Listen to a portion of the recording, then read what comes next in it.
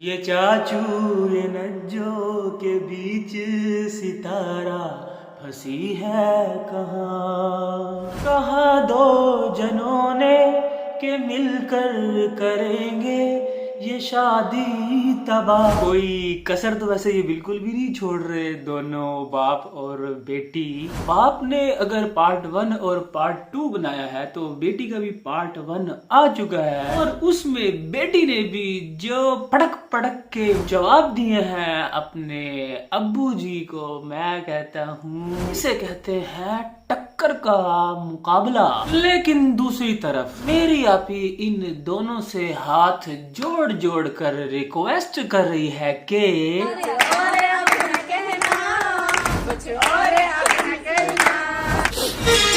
जदों रात नूं निकलन तारे मेरा बदन पटाके मारे। शादी तो इधर हो रही है लेकिन पटाखे जो है ना वो हाजी साहब फोड़ रहे हैं। मतलब कि यार अपनी एटलीस्ट उम्र का ही लिहाज कर ले। लेकिन खैर जी, हम बात करते हैं आपी जी के व्लॉग पर जिसमें मेरी आपी ने किया है दूल्हे का वेलकम। सबसे पहले तो आपी जी को बहुत ही ज्यादा टेंशन हो रही है क्योंकि आपी जी के यहाँ जो धुंध आई हुई है ना वो कहीं जा ही नहीं रही। जो आपी जी ने लाइटिंग करवाई हुई है ना वो भी सही से नहीं दिख रही और साथ में आपी जी के व्लॉग्स भी काफी ज्यादा धुंधले धुंधले नजर आ रहे हैं। तो ये प्रॉब्लम तो है, इसको मानना तो पड़ेगा। हाँ, और साथ में भाई आपी जी का डर पटाखों से है। आपी जी मुजम्मिल ने जो आकर बोला कि वो पटाखा है तो आपी जी की जो लुड़की थी ना, मतलब कि जिस तरह वो डर गई कि हाय अम्मी अम्मी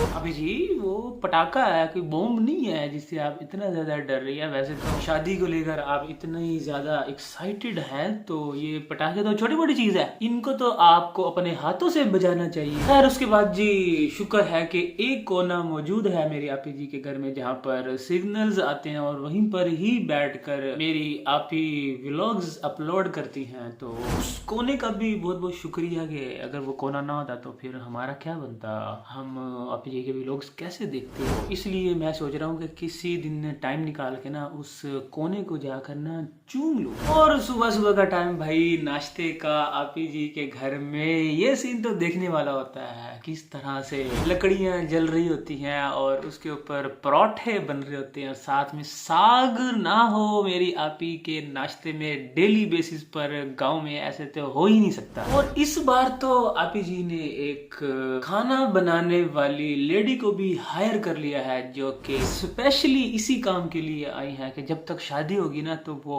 रोटियां शोटियां और साथ में साग सूग वो ही बनाएगी। तो खैर उसके बाद जी सेकंड वाइफ और हस्बैंड भाई इकट्ठे बैठ के नाश्ता कर रहे थे और वो भी मिनटों में। मेरी आपी से पूछा तक ही नहीं, पूरे का पूरा नाश्ता खत्म करके बैठे हुए थे और किस तरह से खुश गप्पियों में मसरूफ थे दोनों सेकंड वाइफ और हस्बैंड। और उसके बाद जब आपी ने किसी और को कैमरा पकड़ाया ना जो कि आई थिंक मलिक शहजाद है और आज बहुत ही लंबे अरसे के बाद हमें काउंसर भाभी भी सुनने को मिला। तो काउंसर भाभी की रिकॉर्डिंग और साथ में आपी जी की जो रिकॉर्डिंग है ना वो कर रहे थे, तब हमें दिखा के आपी जी ने ना नाश्ता किया उनके साथ बैठकर। तो ये हस्बैंड है ना वो बहुत ही ज्यादा चालाक हो जाता है सेकंड वाइफ को देखकर और दोनों जो है ना वो रात को भी अलग रूम में अकेले सोते। खैर उस पर तो आगे चल के बात करते हैं। अभी मेरी आपी के घर जो है ना जो लाइट्स लगाई थी आपी जी ने उनमें काफी ज्यादा ना अर्थ आ चुका है जो कि धुंध की वजह से आ रहा है और काफी ज्यादा खतरा है। बच्चों का भी बच्चे हाथ लगाते हैं और बल्कि कुछ बच्चों को तो करंट लगा भी है। तो इसलिए अब ना आपी जी तो नहीं चाह रही थी इसके बावजूद भी कि लाइट्स जो है ना वो ऊपर हो, लेकिन अम्मी जी के कहने पर और गाँव वालों के कहने पर ना जबरदस्ती उन लाइट्स को ऊंचा करवाया गया कि जो मेरी आपी कह रही थी ना कि डिजाइन खराब हो जाएगा। उन्होंने कहा डिजाइन तो लाइट्स का खराब होगा लेकिन अगर किसी को करंट लग गया तो फिर उस बच्चे का डिजाइन खराब हो जाना। तो इसलिए हमें इंसान के डिजाइन की ज्यादा परवाह है, आप बत्तियों वाला डिजाइन जो है ना उसको ऊपर कर ही ले तो अच्छा है। उसके बाद जी अम्मी जी का ड्रेस वेलवेट वाला, भाई वाह क्या ही कोई शानदार किस्म का, सिंपल भी है और खूबसूरत भी है। भाई शर्ट और साथ में शरारा पहनेंगी अम्मी जी, माशाल्लाह बड़ा ही प्यारा लगेगा और दिखने में भी काफी ज्यादा अच्छा लग ही रहा था। और साथ साथ ये कि अम्मी जी 4-5 फंक्शन है और आपने क्या बोला है आपी जी को कि आप एक ही जोड़े में रहेंगी। वैसे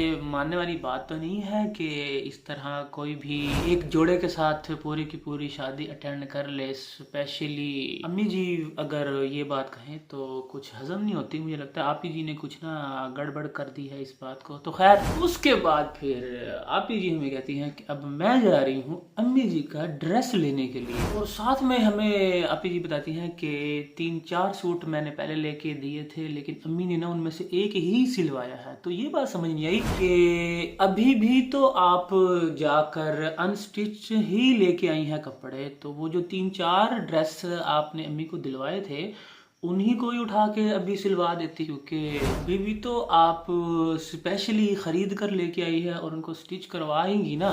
तो पहले जो आपने उनको लेके दिए हैं वो भी शादी के लिए ही लेके दिए होंगे ना, जो अम्मी ने स्टिच नहीं करवाए। या फिर ये भी हो सकता है कि वो शादी पर पहनने के काबिल ही ना हो, अम्मी जी को अच्छे ही ना लगे हों, इसलिए अम्मी जी ने उनमें से किसी को भी स्टिच नहीं करवाया। बस एक जो थोड़ा अच्छा लग रहा था उसको स्टिच करवा लिया। तो इसलिए ना आपी जी अब शादियों वाले कपड़े लेके आई हैं अम्मी के। तो असल बात ना ये है जो कि मेरी आपी जो है ना वो मिक्सअप कर देती है, बातों को मैनिपुलेट कर देती है। तो आपी जी जिस तरह आप अपने शादियों वाले कपड़े लिए हैं ना आपने अपने, इसी तरीके से अम्मी जी को भी उसी तरीके के पहनने थे।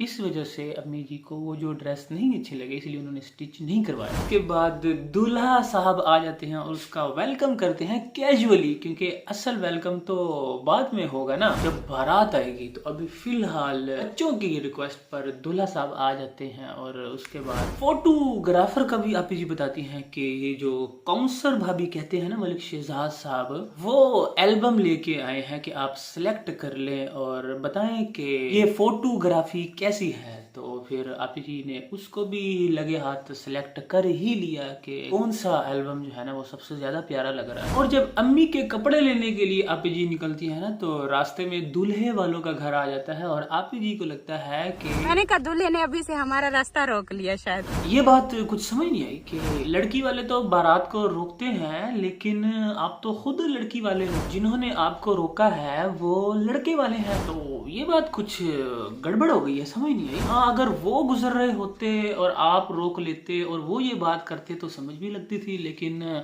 आप ये बात कर रही हैं कि लड़के वालों ने हमें रोक लिया है जिस तरह शादी पर बारात को रोकते हैं। यार एक्साइटमेंट है ना तो एक्साइटमेंट में हो जाता है ऐसा। और फिर घर वापस आने के बाद अब बुलावा आ चुका है दूल्हे वालों की तरफ से, लेकिन मेरी आपी के सिर में जो पीड़ है ना वो काफी ज्यादा हो गई और इस वजह से काफी ज्यादा लेट हो जाते हैं ये सब, क्योंकि मेरी आपी के सर में पीड़ है। तो इसलिए जब तक मेरी आपी ठीक नहीं होगी कोई कहीं नहीं जा सकता। देखा ना मेरी आपी की पावर। लेकिन साथ ही भाई सेकंड वाइफ के काम चेक कर लो जरा। उसको कहा कि साथ चल, वो कह रही मुझे ठंड लग रही है। भाई पूरा गांव जा रहा है तो ठंड क्या सिर्फ सेकंड वाइफ के लिए ही बची है? मेरी आपी को ही देख लो, सुबह से रात तक कितनी ज्यादा मेहनत करती है, कितनी ज्यादा इन्वॉल्वमेंट होती है मेरी आपी की हर काम में, साथ साथ व्लॉग्स भी बनाती है। और आप यहाँ पर सुकून से बैठी हो फिर भी ऐसी बातें कर रही हो कि मैं नहीं जा रही, मेरा नहीं दिल कर रहा। इस तरह का कुछ ना